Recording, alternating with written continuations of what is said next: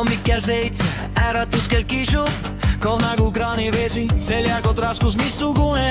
Õpetaja ootab, silmad nagu luup, kes ei tea, see kirjutab ja süda lööb tuksutopp. Matemaatikus, mis me nutame, keemia lõhnab nagu räpane sopp. Ajalugu räägib sajandite kaupa, pea keerleb, me mõtlevad ainult lõuna peale.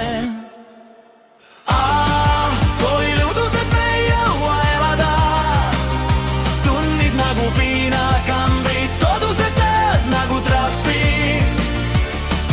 Tahaks magada, unistada, nutta ja naerda,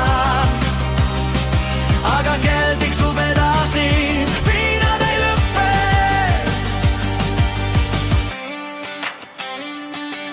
Kirjand kirjutage roman ühe tunniga, keeline jooksed nagu orav, aga vigastad jalga.